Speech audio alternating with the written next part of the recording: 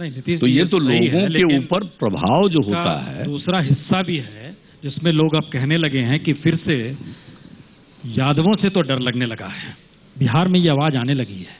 आपको इनकार है इससे? भाई एक तरफ चल रहा है कि जात की बात खत्म करो, वो लेकिन वहां से ये बात आवाज कहां से आ रही है? इसका मतलब है क्या आतंक के राज का ट्रांसफॉर्मेशन नीतीश जी के सुशासन के तरीके से हो चुका है? अब आप देख लीजिए, हम जब तक आपको इतना भर एश्योरेंस जरूर दे सकते हैं जी कि अब बिहार उस प्रकार के दौर में लौटने वाला नहीं, हम लोगों के रहते हुए। और आप जिस कॉम्प्रोमाइज की बात कर रहे हैं ना, वो कॉम्प्रोमाइज उस प्रकार का नहीं है। इस तरह के एक्शन का, इस तरह के काम का कहां किसी प्रकार का दबाव। और प्रचार के लिए लोग चाहे जो कुछ भी करें। आज अगर वहां की सरकार चल रही है, इसको आरजेडी का सपोर्ट है या कांग्रेस पार्टी का सपोर्ट है, मैं नहीं जानता हूं, मेरी जानकारी में नहीं है किसी प्रकार का दबाव है, किसी प्रकार का दबाव नहीं। इसलिए ये बात कहना, हां देखिए, कहने को कुछ है नहीं। स्टेट का चुनाव है, केंद्र का जब चुनाव हो रहा था लोकसभा का, तो उस समय ये लोग भी प्रचारित कर रहे थे, अरे दिल्ली का चुनाव है, हम लोगों को दे दीजिए, स्टेट का इलेक्शन आवेगा तो उधर ही दे दीजिएगा। अब उनको वोट लेना, तो अब तो कहेंगे जैसी दिल्ली की सरकार बनाए हैं वैसे ही बिहार में सरकार बनाई, तो फिर दूसरे पर हमला करने के लिए तो मेरे खिलाफ और मिलेगा क्या, सिवाय इसके कि इन्होंने उनसे समझौता कर लिया, लालू जी से समझौता कर लिया। इसको छोड़ करके उनके पास और कहने के लिए क्या है? नहीं, लेकिन जो भी समझौता हुआ, नहीं, जिसकी तरफ आपने इशारा किया मैंने खुद ही खोल दिया। आपने पहले आकलन कर लिया कि अगर नरेंद्र मोदी प्राइम मिनिस्टर बनेंगे तो देश में ये हालात होंगे, लेकिन आप ये आकलन लोकसभा के समय नहीं कर पाए कि जनता परिवार उस समय बन जाता तो एक दूसरी स्थिति होती। आज आप बना रहे हैं जब स्टेट के इलेक्शन होने वाले हैं, यूपी में है, बिहार में 2015 में चुनाव है, 2016 में यूपी, अब सब एक मिल रहे हैं। नहीं मिल रहे हैं आप? जनता परिवार की बात या दूसरी बात या तीसरे मोर्चे की बात उन दिनों चली थी, लेकिन वो जिसको कहिए वो हो नहीं पाया। हर आदमी को लग रहा था कि चुनाव के बाद क्या हालात होंगे। हम लोगों ने कोशिश कुछ की थी, लेकिन उस बात को याद रखने से कोई फायदा नहीं, ये होना था।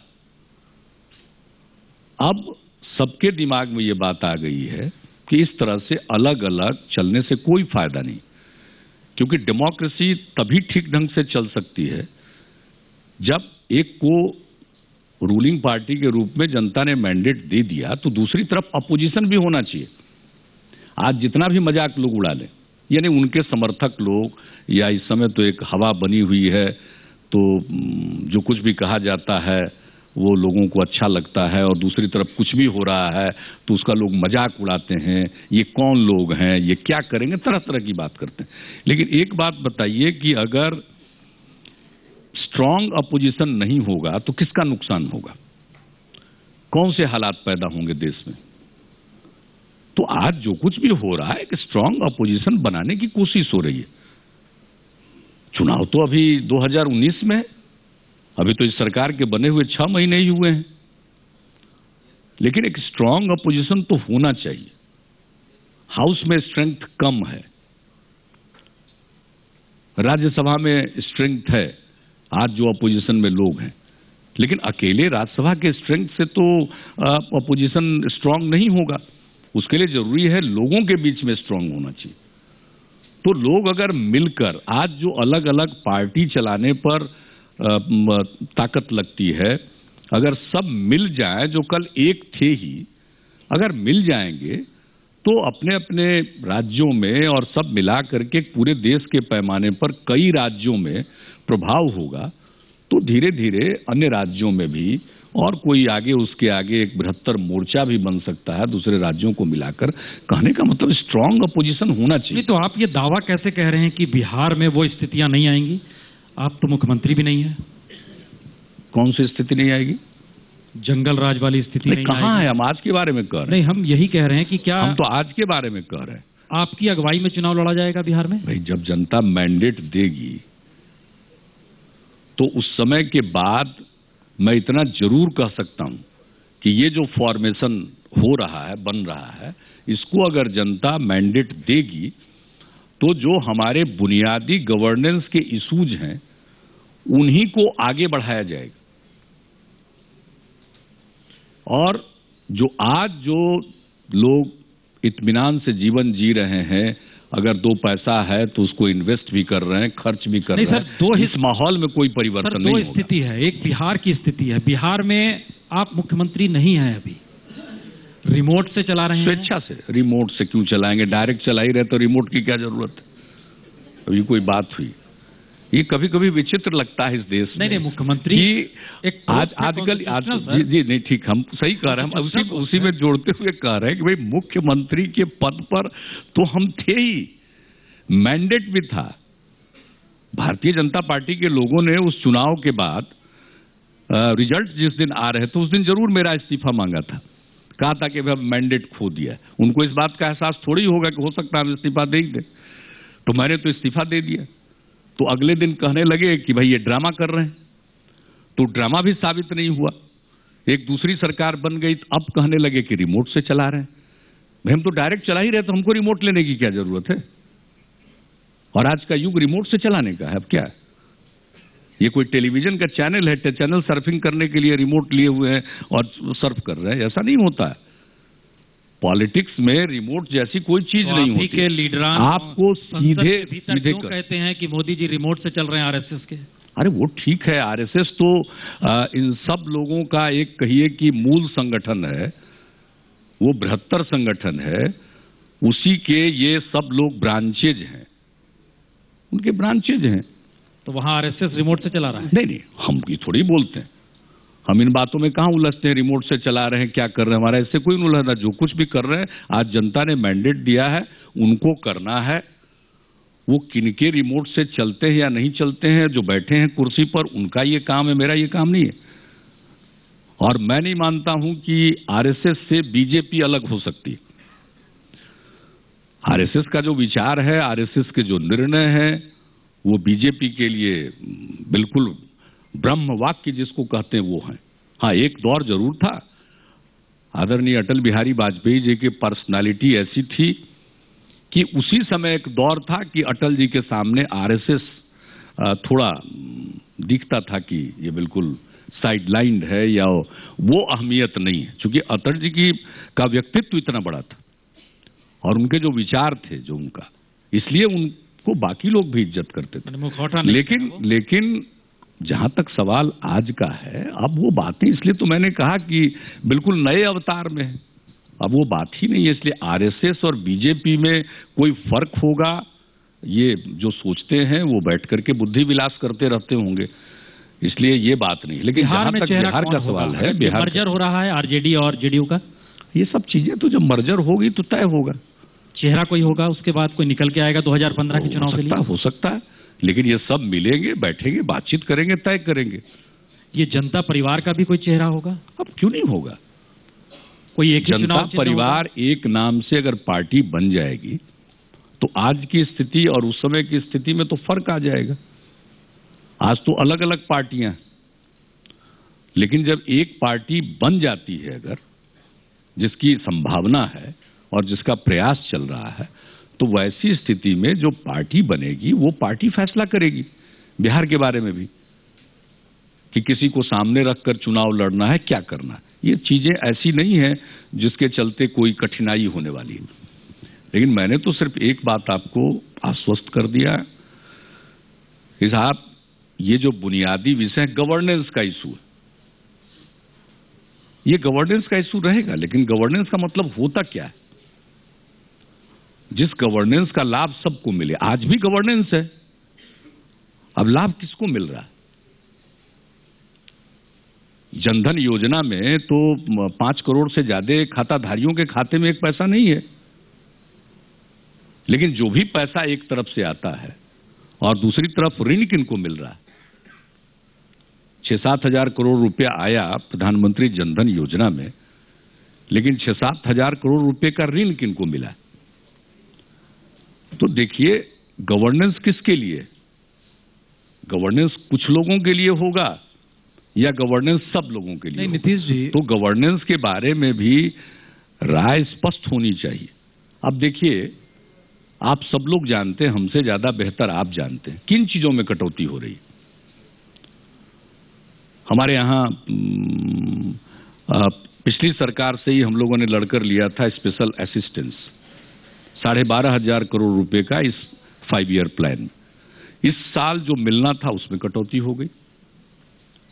नेशनल हाईवे जो केंद्र सरकार की सड़क है उसके रख रखाव के लिए पैसा नहीं दे रहे हैं, न के बराबर।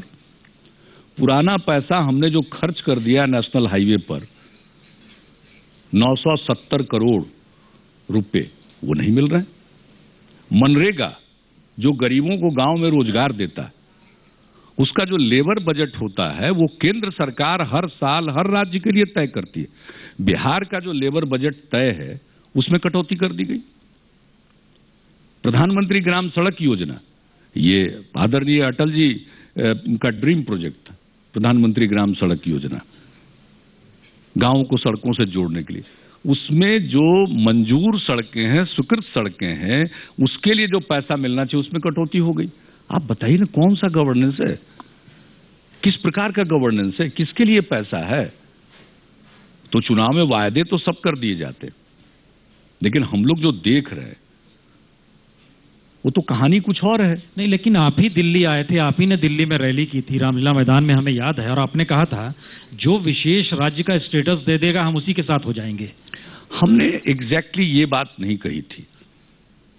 हमने उसके और पहले एक बिहार को स्पेशल स्टेटस क्यों मिलना चाहिए उस पर एक स्टडी करके बिहार की एक संस्था ने एक रिपोर्ट तैयार की थी।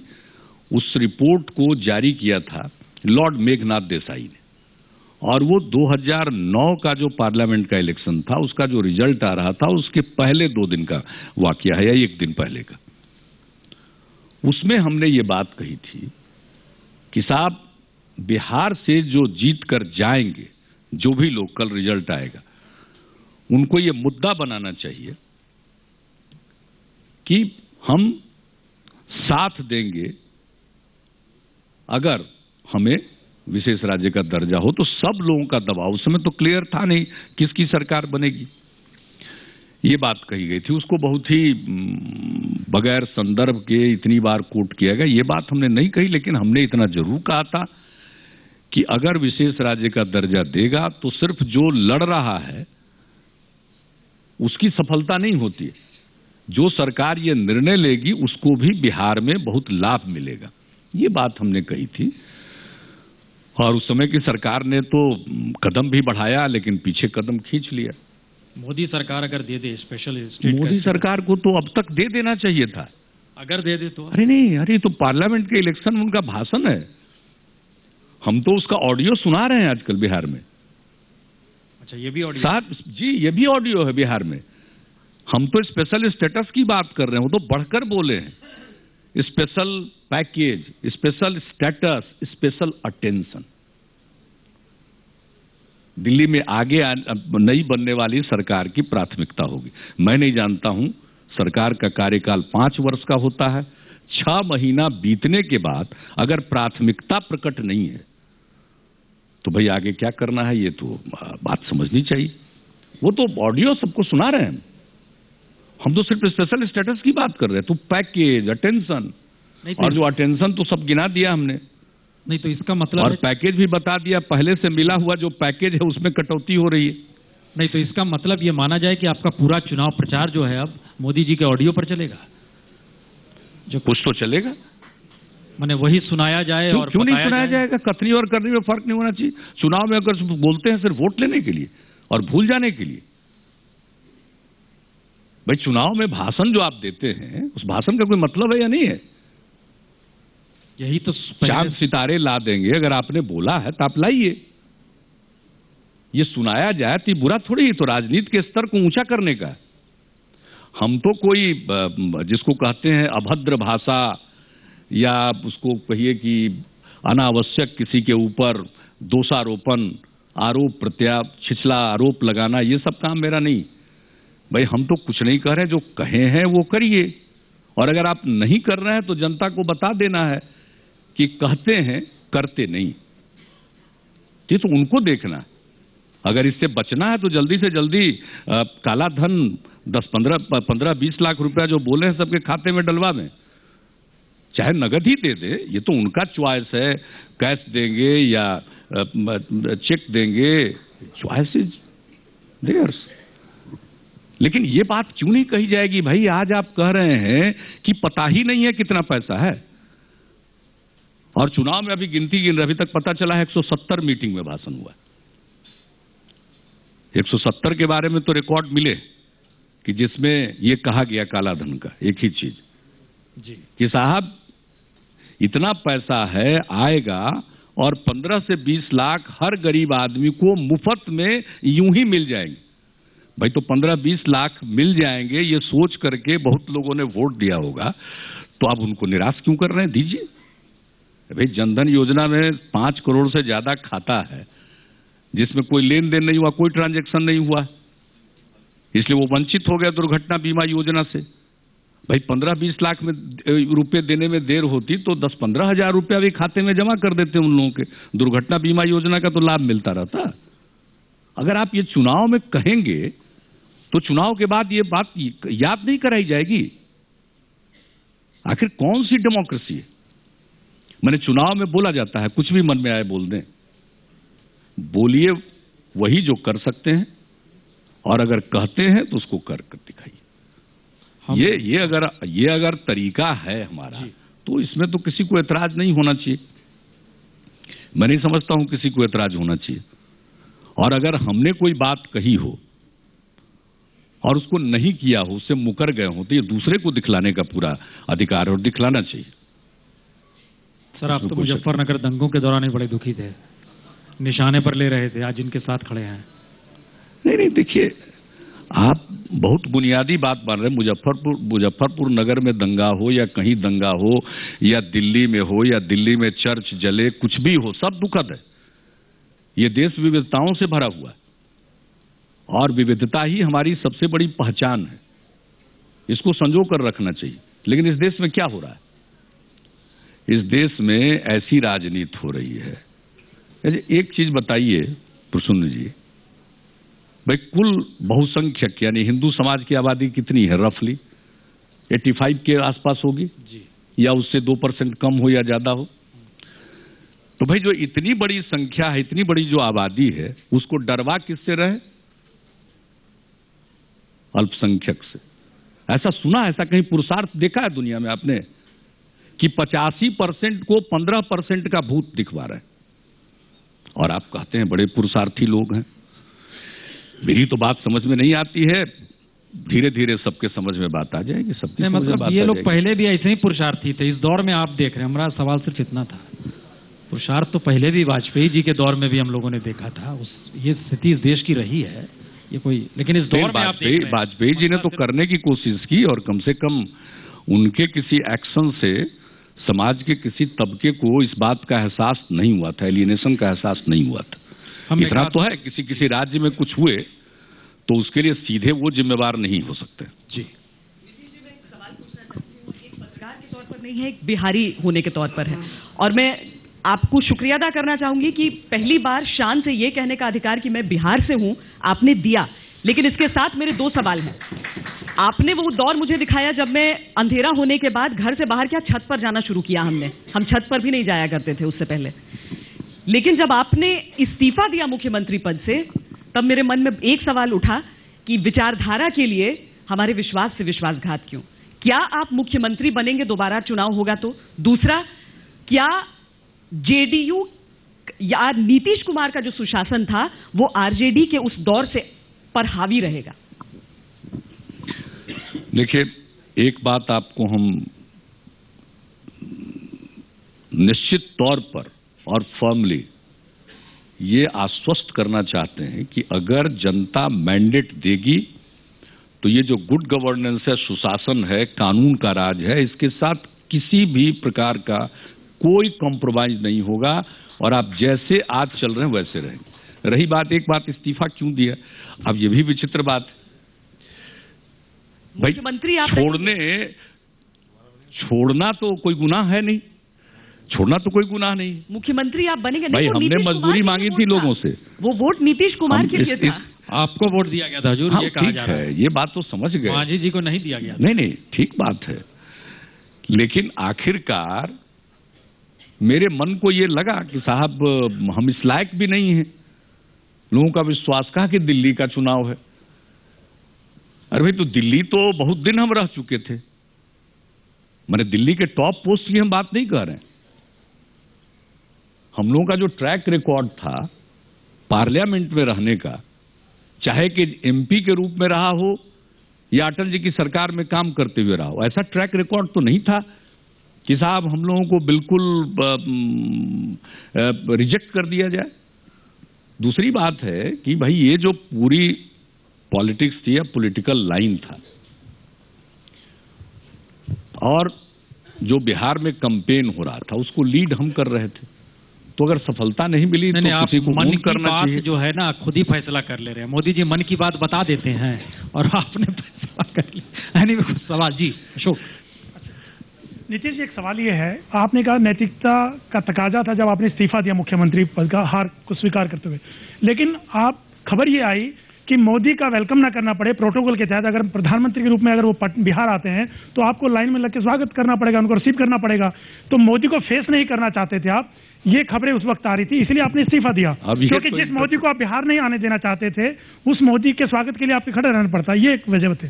देखिए, ये सब बहुत ही जिसको कहते हैं ना कि यही बात कहते हैं कि जो कल तो इस्तीफा मांग रहे थे, रिजल्ट आ रहा था, जब इस्तीफा दे दिया तो कहा कि ड्रामा कर रहे हैं, और जब ड्रामा भी साबित नहीं हुआ तो कहे रिमोट से और इस्तीफा कर दिया है, मोदी जी को स्वागत करना पड़े। भला ये भी कोई बात है? मोदी जी से कोई मेरी व्यक्तिगत दुश्मनी है क्या? उनका स्वागत करने की जरूरत पड़े तो स्वागत क्यों नहीं करेगा? लेकिन इस तरह का ही जिसको आप कहते हैं कि बहुत ही विकृत व्याख्या उसको कह सकते, तो ये विकृति यूं ही नहीं आई है। यही विकृति पैदा होती है उस विचार से। ये नफरत वाली बात है। आपने कहीं सुना है कि किसी ने छोड़ा हो और उसको छोड़ने वाले को जलील किया जाता है? ऐसा तो कहीं होता नहीं। लोग कुछ भी करके पकड़ना चाहते हैं। हमने कहा भाई अब हमसे काम संभव नहीं है, हमने छोड़ दिया। जी राज सर, अगर आप कहें कि व्यक्तिगत लड़ाई नहीं है, समझ लीजिए विचारधारा की लड़ाई है, क्या आप मानते हैं कि चुनाव के बाद 2014 के चुनाव के बाद ये विचारधारा की लड़ाई मोदी जी जीत गए हैं? ये एक तरह से जो बात मोदी जी कह रहे हैं, ग्रोथ की बात कहते हैं, आप अभी भी आइडेंटिटी पॉलिटिक्स की बात करते हैं, आप अभी भी कहते हैं बिहार आइडेंटिटी की बात करते हैं। क्या आप मानते हैं कहीं ना कहीं भारत बदला है, बिहार भी शायद बदला है, और इस बदलते बिहार या बदलते भारत में मोदी जी आगे निकल गए, आप और जो जनता परिवार है या आपकी जो सोच है कहीं वो हार गई है? नहीं, हम इसको अगर इनकार भी कर दें तो कोई सही मानेगा उसको? नहीं तो आप मानते हैं, नहीं तो आप मानते हैं, तो विचारधारा, अगर ये विचारधारा इसमें तो राजदीप जी कोई प्रश्न ही नहीं है। ये तो स्टेटमेंट ऑफ फैक्ट है। तो आपकी इस विचारधारा दौर में नहीं, विचारधारा कभी नहीं हारती है। अगर एक चुनाव में हम अपनी बात को ठीक से नहीं कह पाए और दूसरे व्यक्ति ने अपनी बात को इस ढंग से रखा कि उन्हें सफलता मिली, इसका मतलब ये नहीं है कि विचारधारा की हार हो गई। कल लोगों को इसका स्वाद मिलेगा, पूरी चीजों का थोड़ा थोड़ा मिलना शुरू हुआ है, पूरा स्वाद मिलेगा तो लोग समझेंगे भाई। इसलिए मैंने पहले कहा कि ग्रोथ की बात या विकास की बात तो ऊपर से कही जाती है, लेकिन नीचे वातावरण को किस तरह से प्रदूषित किया जा रहा है सामाजिक रूप से, तो इसका लोग नतीजा देखेंगे। और डेवलपमेंट और ग्रोथ बगैर अमन चैन के नहीं होता। अगर अमन चैन और भय का माहौल बन जाएगा तो कोई ग्रोथ नहीं होता। तो ऐसी स्थिति में मैं नहीं समझता हूं कि कोई विचारधारा की जीत। हाँ, अपनी बात इस ढंग से उन्होंने रखा कि उनको सफलता मिली है, मैंडेट मिला, भले ही देखिए मेजॉरिटी मिली है लेकिन वोट मात्र 31% मिला है। शायद इतने कम पॉपुलर वोट पर इस तरह से एब्सोल्यूट मेजॉरिटी का इतिहास नहीं है। आप जिस मैंडेट को कह रहे हैं, हाँ जीतना, क्योंकि अपने यहाँ फर्स्ट पास द पोस्ट है, नियम है, तो जीत है जी। लेकिन ऐसा कोई मैंडेट नहीं है कि हम इसको मान लें कि विचारधारा क्या है। विचारधारा की कहीं हार होती है, विचारधारा को हम ठीक ढंग से लोगों के पास रख नहीं पाए। चलिए हम लोग मानकर चलें कि जनता परिवार एक विचारधारा के साथ इस देश में एक विकल्प के तौर पर उभर सकती है। एक संकेत आप देना चाह रहे हैं लगातार। बहुत ही संवेदनशील राजनेता, मन की बात उनके जरिए ही सुनाई दी, जिसमें आने वाले वक्त में भारतीय राजनीति में क्या कोई विकल्प इस जनता परिवार के जरिए निकलेगा, बिहार में एक नए तरीके की स्थिति आएगी। नीतीश जी, आपका बहुत बहुत स्वागत, आप हमारे साथ रहे, बहुत बहुत स्वागत।